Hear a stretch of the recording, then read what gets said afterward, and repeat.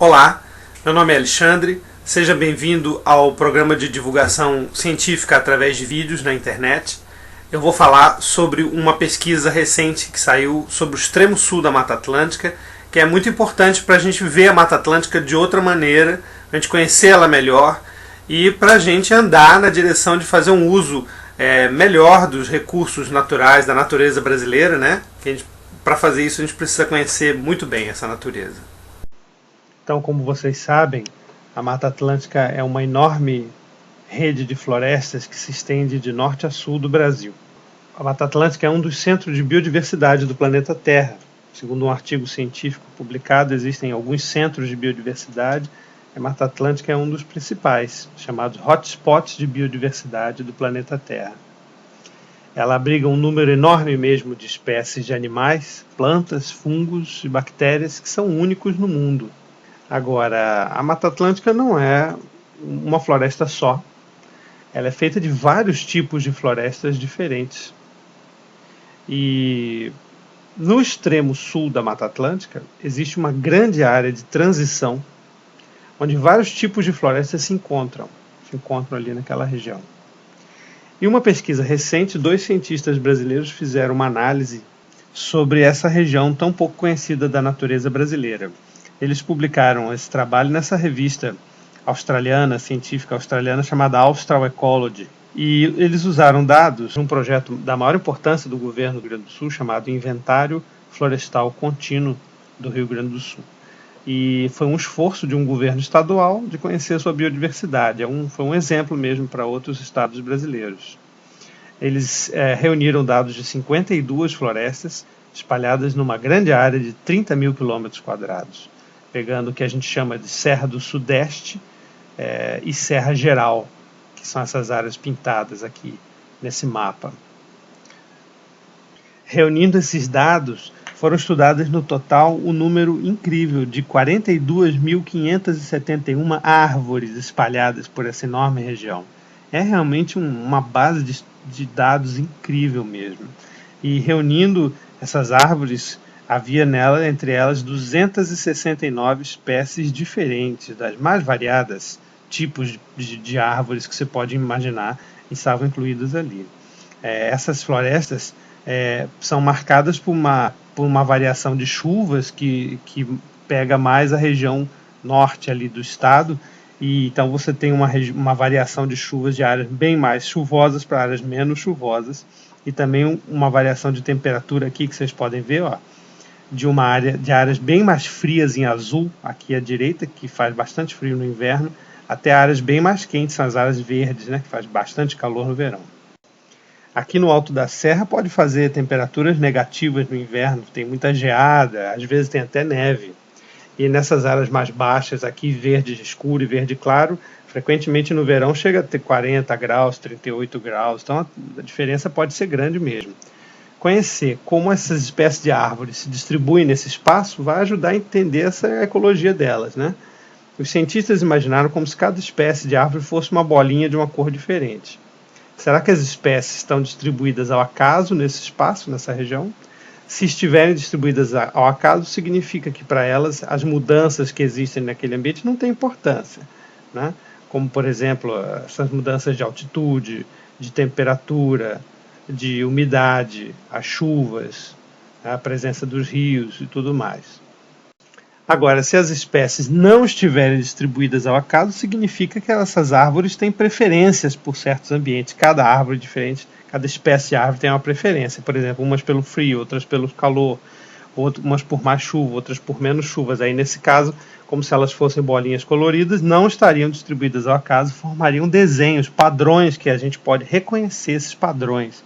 A ciência sempre busca saber se existem padrões na natureza, né? Os resultados mostraram que essas espécies não estão distribuídas aleatoriamente. As espécies de árvores vão mudando à medida em que a chuva e o frio vão aumentando de oeste para o leste. Como aparece nesse gráfico aqui, vocês podem ver que você tem cada triângulo bolinha dessa é uma floresta diferente, com espécies de árvores diferentes, e você tem a chamada longitude aqui, tá vendo? A longitude mostra para a gente a direção leste-oeste.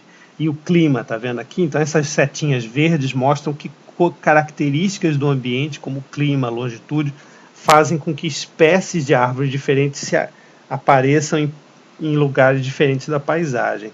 Como a gente vê aqui nesse mapa, essa seta vermelha mostra que essa direção é uma direção em que tem muitas mudanças de tipos de árvores diferentes que vão ocorrendo nessa direção, porque essa direção vai desde o mais frio e úmido até o mais quente, menos úmido ali. Tá? Além dessa tendência principal, eles viram muitas outras espécies se agrupam também em outras direções, como por exemplo em direção à Serra do Sudeste, aqui, que é outro tipo de modificação. Em diferentes tipos de solo da região também tem espécies que se agrupam em diferentes tipos de solo.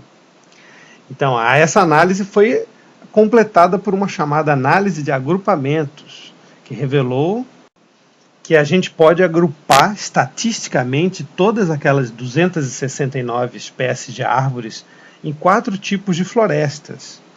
Esses 4 tipos de florestas foram as florestas chamadas florestas mistas do leste, que cobrem o nordeste da Serra Geral do Rio Grande do Sul. Essa área em azul nesse mapa aqui é uma região mais fria e úmida do estado. Então, florestas mistas. Florestas são chamadas mistas porque, além das árvores que dão flores e frutos, tem muitos pinheiros brasileiros, as araucárias ali. Essas florestas têm 1/3 das árvores que vieram do Cone Sul. Cone Sul é a região fria do sul da América do Sul, do Chile, Argentina, Uruguai, que tem semelhança com a Austrália e a Antártica, originalmente. Então, muitas árvores dessas florestas mistas de leste vieram desse chamado Cone Sul. Então, florestas mistas são florestas que também têm as araucárias juntos, pinheiros brasileiros, né? Então, outro grupo que se formou foram as florestas mistas de oeste, que vocês estão vendo aqui nesse mapa como essa cor verde. Elas cobrem a maior parte da Serra Geral do Rio Grande do Sul, do lado oeste. Essa região tem menos altitude e é menos úmida e fria do que o extremo leste, né, dessa serra.